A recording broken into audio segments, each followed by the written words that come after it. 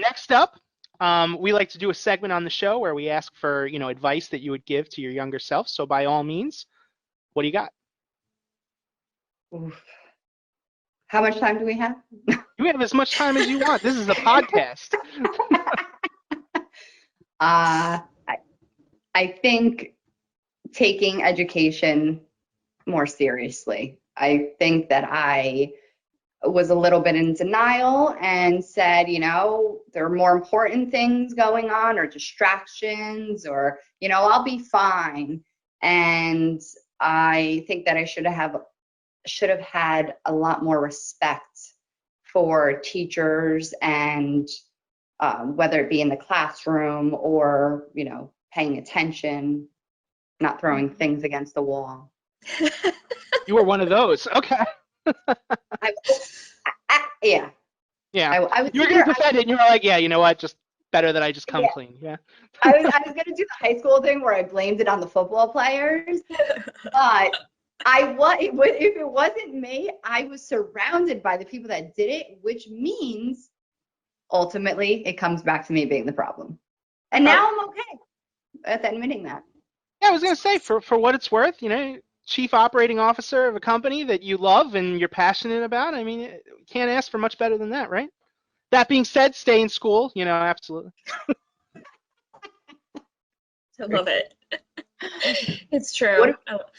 Go ahead. What would you guys say? Nobody ever turns that around on us. Nobody's ever asked us that before. As the moderators, we're allowed to pass.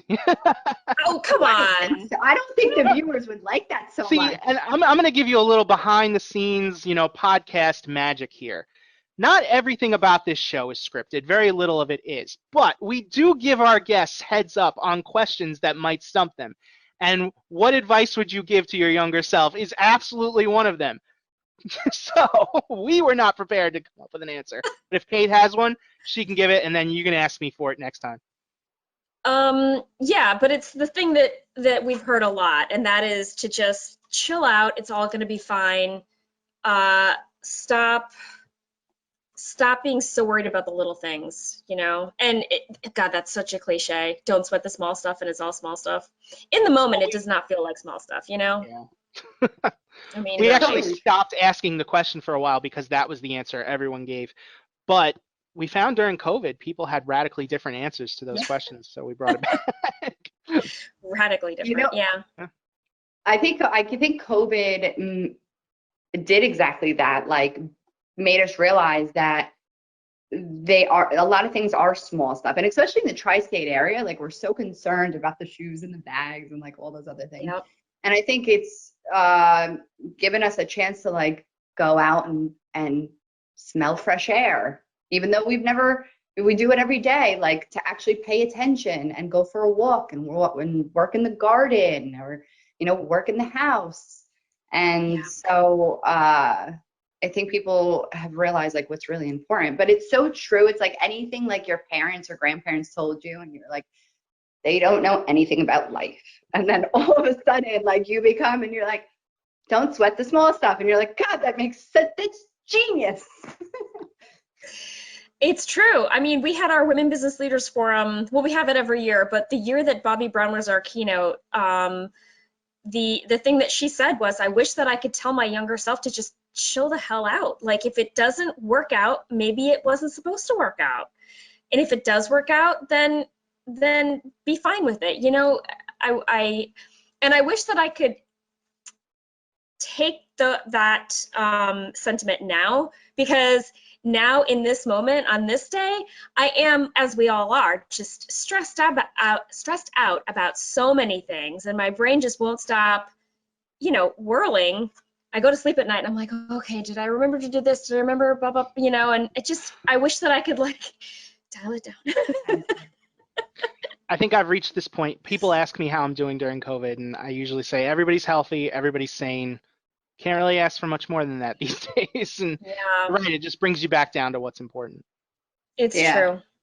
Everybody's suffering with something, and it's like, in retrospect, like nobody has it worse than anyone else. Like, yes, if you really want to compare, maybe somebody that's unemotional, but who's to say my small problem isn't just as painful as your big problem. Like Yeah. it's all, you know, perspective. But I was there for the Bobby Brown one. That was amazing. And I will tell you something that you should try is, because I have that problem where my mind goes, I think all women do. Go outside, whether it's warm or cold, and like just have a couple minutes crazy to like look at trees, like look at the earth, and just be like centered. It's changed my life during COVID. I've been doing that a lot, and it's been helping so much. And I've started meditating, and that's helped a lot as well. And during the times when I like literally can't sleep, I have a thing that I do. I recite a list in my head that I memorized a long time ago, and that just usually, if I force myself to concentrate on that, it just tires me out enough that I can like go to sleep.